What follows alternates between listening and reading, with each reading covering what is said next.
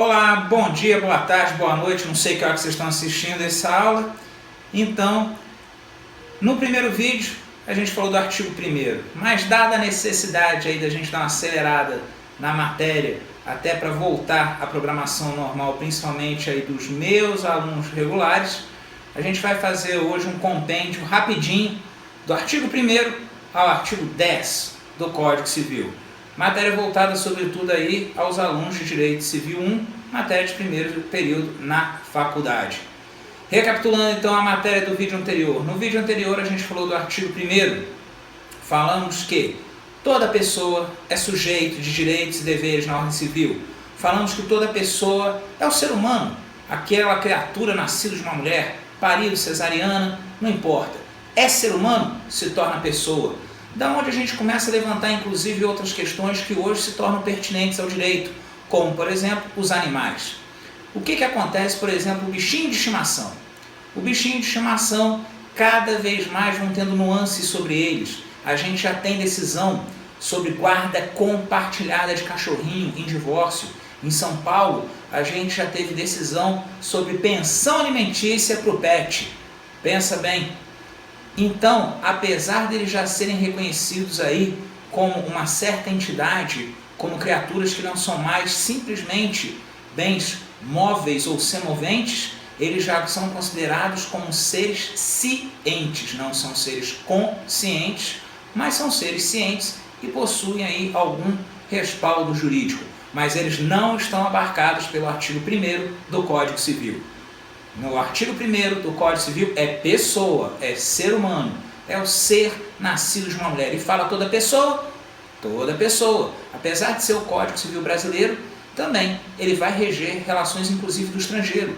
Se por acaso um alemão vem para o Brasil, tem um filho com uma brasileira, e ele agora precisa regulamentar alimentos, pensão alimentícia, visitação e guarda aqui no solo de terras tupiniquins, vai ser a legislação brasileira que vai abarcar ele, e ele também está dentro aí do artigo 1º como sujeito de direitos e deveres na ordem civil. Ele vai ter direitos em relação ao filho dele? Sim, visitação. Ele vai ter deveres? Sim, pensão alimentícia. Portanto, está adequado ao artigo 1º, toda pessoa, inclusive o estrangeiro, está contemplado no artigo 1º, que foi matéria da aula passada. Quem tiver qualquer dúvida pode voltar lá no vídeo rapidinho, vídeo curtinho, suficiente para esclarecer. Artigo 2º, quando é que começa a personalidade? Quando é que a gente entende que alguém se transformou em pessoa para o direito civil? Nascimento. E o artigo 2º do Código Civil fala: o início da personalidade se dá com nascimento com vida. Nascimento com vida. Por quê? Porque pode haver a figura do natimorto. Se nasceu morto, não adquire personalidade. Se não adquiriu personalidade, não se torna pessoa para o direito civil. Faz diferença? Faz toda a diferença. Imaginem duas situações. Imaginem que um pai não casado com a mãe, sem união estável, nenhum relacionamento, mas tem aí determinado enlace amoroso, uma gravidez, e tem um filho para nascer. Esse camarada, o pai, ele é rico, ele tem patrimônio, e o herdeiro dele, o possível herdeiro dele, será aquela criança quando ela nascer. Bota que durante a gestação acontece um acidente com o pai, uma fatalidade com o pai, e ele vem a óbito, ele vem a falecer. Em virtude disso, fica toda uma expectativa para quem que vai esse patrimônio. Vai depender se a criança nasce ou não nasce com vida. Se ela nasce com vida, ela se torna herdeiro? Sim, ela adquire personalidade, ela é pessoa e passa a ser sujeito de direitos e deveres na ordem civil. Portanto, faz diferença. Nasceu com vida, vai herdar todo o patrimônio deixado pelo pai. E se tratar de um natimorto, se referir a um natimorto, aquele que nasceu sem vida, aquele que nasceu morto, não adquire personalidade, não é pessoa, não será herdeiro. E o patrimônio? Para quem que vai? Nasceu com vida, vai para a criança e, claro, vai ser administrado pela mãe dela, regra geral. Se nasceu morto, não adquiriu personalidade, não vai herdar nada, a mãe não vai administrar coisa nenhuma. E vai para quem? Se ele não tem pai, se ele não tem irmão, se ele não tem outros filhos? Não se preocupe. Quando você ficar triste, sozinho, e você achar que não tem ninguém pensando em você nesse mundo, calma. Receita Federal, sempre alguém pensando em você. Daria até slogan. Mas, sem brincadeira, vai ficar de alguma forma para o Estado. Se não tiver parente nenhum, se não tiver herdeiro nenhum, se não tiver ascendente, se não tiver descendente, se não tiver colaterais, vai ficar para o Estado. Mas isso é matéria avançada, isso é matéria aí que depende dos conhecimentos de direito de família e principalmente de direitos das sucessões. E o nosso objetivo aqui ainda não é esse. Nosso objetivo aqui é a parte geral, é o beabá, protocolo bicicleta de rodinha. Então vamos voltar ao básico. Artigo 2º, início da personalidade, nascimento com vida.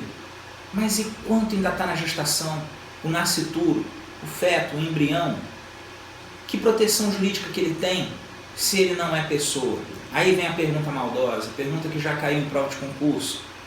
O nascituro possui personalidade ou mera expectativa de direitos? Nenhum dos dois. Tem questões na vida da gente que é assim que a gente tem que responder. Se alguém te perguntar se você quer tomar um tapa, um soco, do lado direito ou do lado esquerdo do rosto, qual dos dois lados você prefere tomar?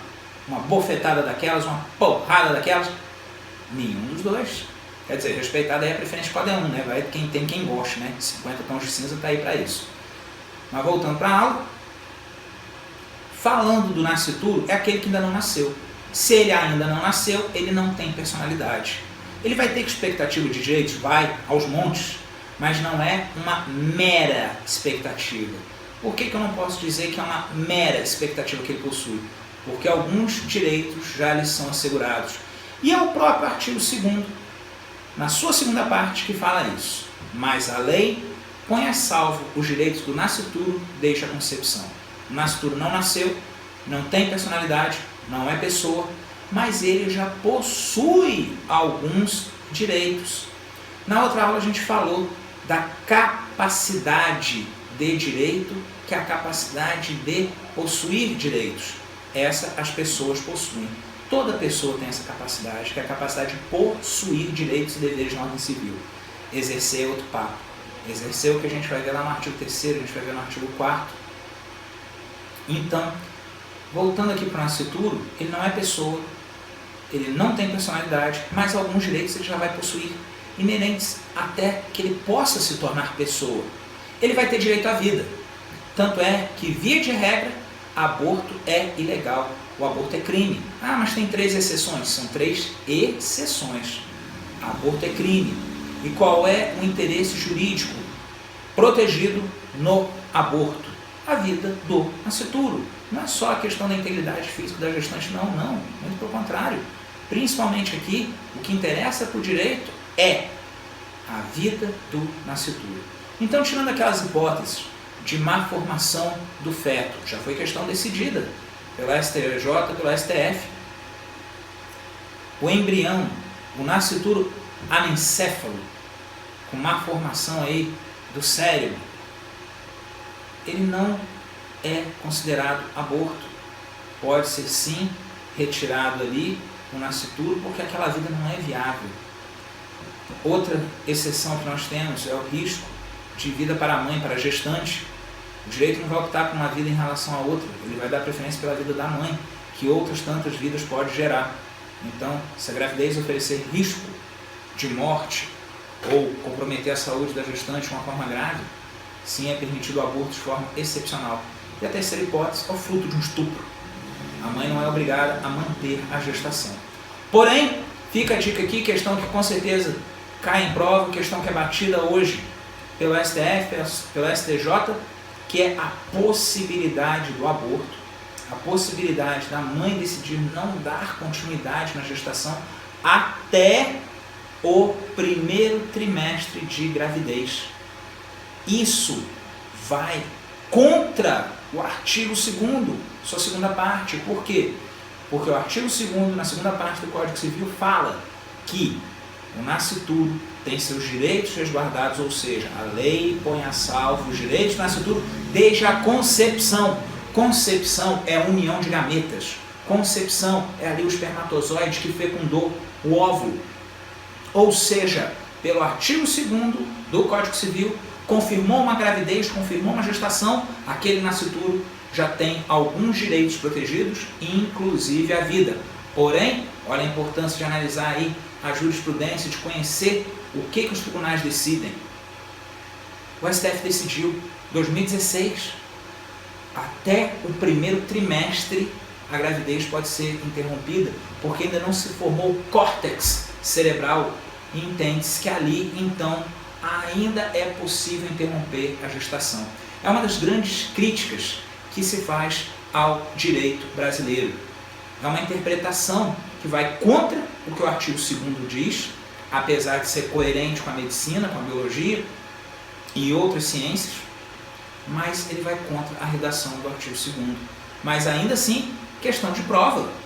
Tem que estar antenado essa decisão de STF, STJ, principalmente a galera aí que quer fazer concurso. Fica esperto, informativos, julgados, importantíssimo estar atento. Estou avisando, vai cair na prova de vocês a questão aí do nascituro, que ele não tem personalidade, mas alguns direitos ele já possui, inclusive a vida, porém não é um direito absoluto. A gente fala do aborto como proteção, mas fala de exceções em relação ao aborto. 3 exceções contempladas pelo direito penal e uma interpretação que é feita num julgado que abre um precedente gigantesco do STF em 2016 sobre a possibilidade de interromper a gestação até o primeiro trimestre.